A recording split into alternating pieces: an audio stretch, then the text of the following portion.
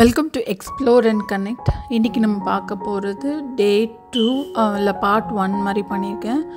நம்ம இன்றைக்கி வந்து காலையில் எழுந்திரிச்சோடனே இதுதான் நம்மளோட வியூ ஃப்ரம் த பெட்ரூம்.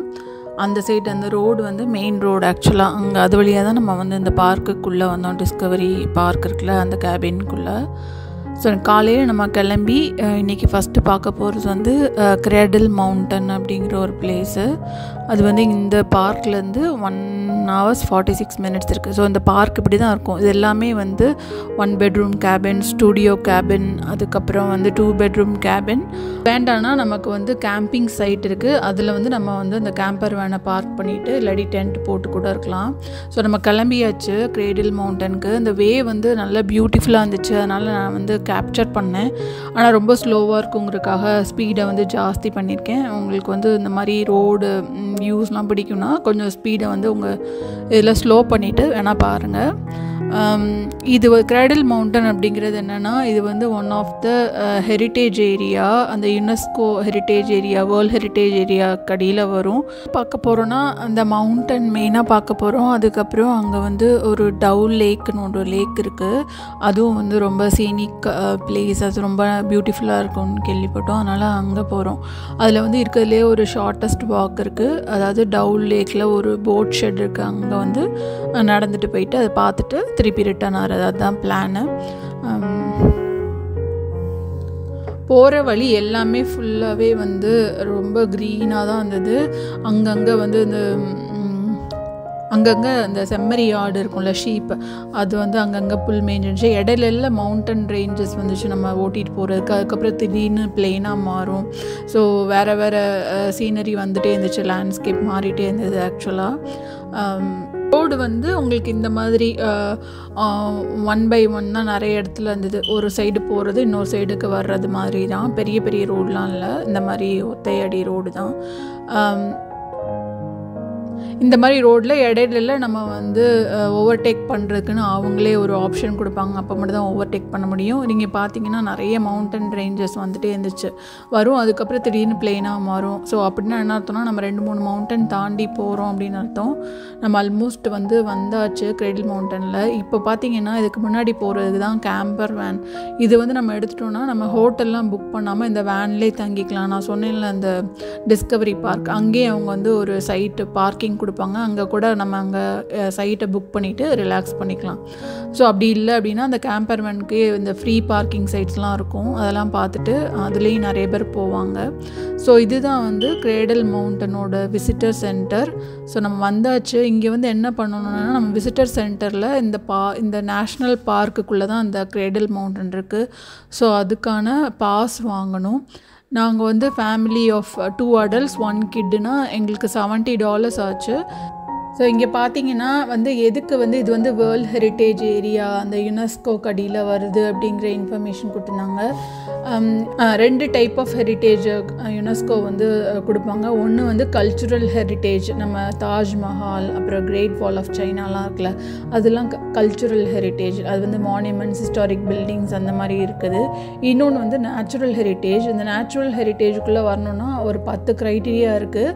அதுக்குள்ளே அடங்கினா மட்டும்தான் அதுக்குள்ளே வர முடியும். ஸோ இந்த ஏரியா வந்து அந்த யுனெஸ்கோவோட ஹெரிட்டேஜ் ஏரியாவில் இருக்குது. ஸோ அதை பற்றி டீட்டெயில்ஸாக அந்த 10 இது சொன்னாங்கல்ல, அது என்னென்னலாம் க்ரைட்டீரியாங்கிறதுக்கு தான் அந்த மாதிரி ஸ்டோன் போட்டு எக்ஸ்பிளைன் பண்ணியிருந்தாங்க. ஸோ இதை பார்த்தோம். பார்த்துட்டு அதுக்கப்புறமா நம்ம போயிட்டு பாஸ், இதுதான் வந்து அந்த பாஸ் டிக்கெட்டில் வந்த இன்ஃபர்மேஷன் புக்லெட். யாராவது போகிறதா இருந்தால் யூஸ்ஃபுல்லாக இருக்குங்கிறதுக்காக நான் வந்து அதையும் வந்து நான் ரெக்கார்ட் பண்ணியிருக்கேன். நீங்கள் வந்து பாஸ் பண்ணிவிட்டு ரீட் பண்ணிக்கோங்க உங்களுக்கு வேணும்னா. மோஸ்ட்லி எல்லா இன்ஃபர்மேஷன், இந்த பார்க்கை பற்றி இன்ஃபர்மேஷன் ஃபுல்லாக இதில் இருக்கும். நீங்கள் வந்து இந்த பார்க்குக்குள்ளே போகணுன்னா ஷட்டில் சர்வீஸ் மூலமாக தான் வந்து போக முடியும். அந்த டவ் லேக் தான் லாஸ்ட் ஸ்டாப். இடையில வந்து இந்த மாதிரி 3 ஸ்டாப் இருக்குது. எங்கே வேணாலும் இறங்கிக்கலாம். அப்படி இல்லைனா நீங்கள் வந்து வாக்கில் அதை போகணும். அந்த மாதிரி தான் 2 ஆப்ஷன் தான். கார் எடுத்துகிட்டு போக முடியாது, உள்ளே போக முடியாது. நம்ம கண்டிப்பாக பாஸ் வாங்கிட்டு தான் உள்ளே போக முடியும், அது ஒன்று. அதுக்கப்புறம் வந்து இதில் வந்து நிறைய வந்து இது இருக்குது, ட்ரெயில்ஸ், வாக்கிங் ட்ரெயில்ஸ். அதை பார்த்திங்கன்னா என்ன சொல்கிறாங்கன்னா, வெதர் கண்டிஷன் வந்து மாறும். ஒரு நாள் வந்து ரொம்ப பியூட்டிஃபுல்லாக தெரியும், அடுத்த நாளே வந்து ஸ்னோயியாகி டேஞ்சரஸாக இருக்கும். இது வந்து இந்த பஸ்லேயுமே எழுதி போட்டிருந்தாங்க. அதுக்கப்புறம் பார்த்திங்கன்னா நிறைய வாக்கிங் ட்ரெயில்ஸ் இருக்குது.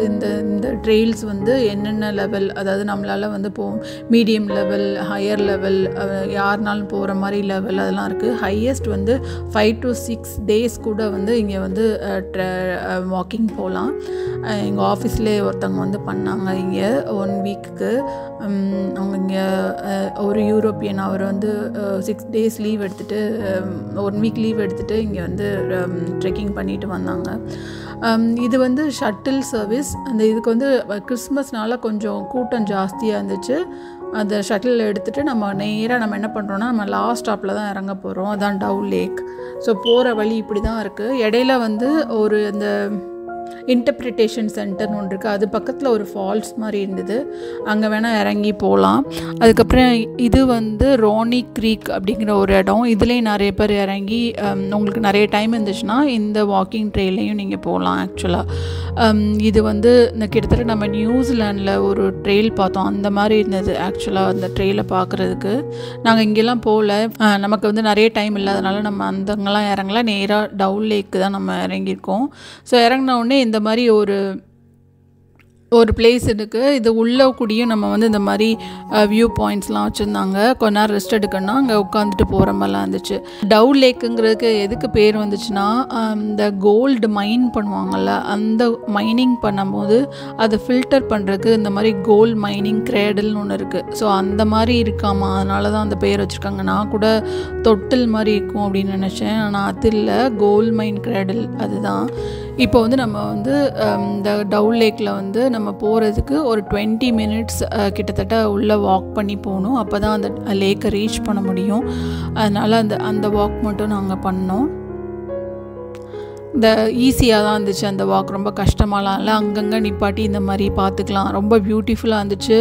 வெதரும் அன்றைக்கி ரொம்ப பர்ஃபெக்டாக இருந்துச்சு. ஆக்சுவலாக டாஸ்மேனியா வந்து 10 degrees சிட்னியோட கம்மியாக தான் இருக்கும். சிட்னியில் வந்து இப்போ வந்து ரொம்ப பீக் சம்மர், அதனால் ரொம்ப வெக்கையாக இருக்கிற மாதிரி இருக்கும். ஆனால் இங்கே போனால் அப்படியே வின்டரில் இந்த மாதிரி இருந்துச்சு. ஸோ அந்த டவ் லேக் பக்கத்தில் தான் நம்ம போயிட்டுருக்கோம். ஸோ இந்த மாதிரி தான் இருக்குது, கிரேவல் போட்டு அங்கங்கே வந்து ஈஸியாக போகிற மாதிரி தான் இருந்தது. ரொம்ப ஸ்டீப்பாலாம் இல்லை, இறங்குறதுக்கும் ஏறுறதுக்கும் கொஞ்சம் யாருனாலும் போகலாம், அந்த மாதிரி தான் இருந்தது. இங்கே வந்து அந்த ரானி க்ரீக் இருக்குல்ல, அந்த ட்ரெயிலில் போனீங்கன்னா நீங்கள் நிறைய இந்த மாதிரி வைல்டு அனிமல்ஸ், அந்த ட்ரெயிலில் போனால் நிறைய அனிமல்ஸ் பார்க்க முடியும் போல். ஆனால் இங்கெல்லாம் நான் வந்து ஒரு அனிமல் கூட பார்க்கல. இங்கே வந்து ரொம்ப கொஞ்சம் க்ரௌடும் இருந்துச்சு. ப்ளஸ் இந்த லேக்கை சுற்றியும் நீங்கள் நடந்து வரலாம். அதுக்கு வந்து ஒரு 2 hours என்னமோ ஆகும்னு போட்டிருந்தாங்க. நாங்கள் வெறும் இந்த டவ் லேக் போட் ஷெட்டுன்னு ஒரு வாக்கிங் ட்ரெயில் இருக்குது, அதுக்கு மட்டும் தான் நாங்கள் போனோம். மெயினாக நம்ம பார்க்க வந்தது இந்த பிளேஸ் தான். இது ரொம்ப ஃபேமஸான ஸ்பாட், அதனால தான் வந்து இங்கே வந்துட்டு ப்ளஸ் நல்லாவும் இருந்துச்சு. இந்த லேக் ரொம்ப காமாக, ரொம்ப இதாக நல்ல வாட்டரும் நல்லா சில்லுன்னு இருந்தது. அதுக்கப்புறம் அதுதான் அந்த போட் ஷெட். இந்த போட் ஷெட் வந்து 1940 வந்து லியோனல் கார்னல்னு ஒருத்தர், அவர் தான் அந்த ரேஞ்சராக இருந்திருக்கார் பார்க்கில், அவர் கட்டினதான். அது வந்து எதுக்குன்னா, ஒரிஜினலாக வந்து இந்த ஃபிஷ்ஷிங்க்கு இல்லாட்டி இந்த லேக்கை சுற்றி போகிறதுக்குள்ள போட்ஸ் எல்லாம் வந்து பார்க் பண்ணுறதுக்காக அதை கட்டியிருக்காங்க. அதுதான் அது. ஆக்சுவலாக இந்த ஹோல் கிரேடல் மவுண்டனுமே வந்து it's part of Lake Saint Clair National Park. அது வந்து எவ்வளோனா 1614 square kilometers அந்த அளவுக்கு வந்து பரப்பளவு இருக்குது. அதில் வந்து பார்ட் ஆஃப் த இதுதான் வந்து இந்த கிரேடல் மவுண்டன். இதுதான் கிரேடல் மவுண்டன் நம்ம போயிட்டு வந்தது. இதுக்கு போயிட்டு வந்ததுக்கே எங்களுக்கு நியர்லி 6 hours ஆயிடுச்சு. ஸோ வந்துட்டு கொஞ்சம் ரூமில் வந்து கொஞ்சம் ரிலாக்ஸ் பண்ணிட்டு ஈவினிங் வந்து நாங்கள் பென்குயின் டூர் போனோம். அதை வந்து நான் நெக்ஸ்ட் வீடியோவில் போடுறேன். இந்த மேலே பார்க்குறது வந்து ஹெலிகாப்டர். தேங்க்ஸ் ஃபார் வாட்சிங்.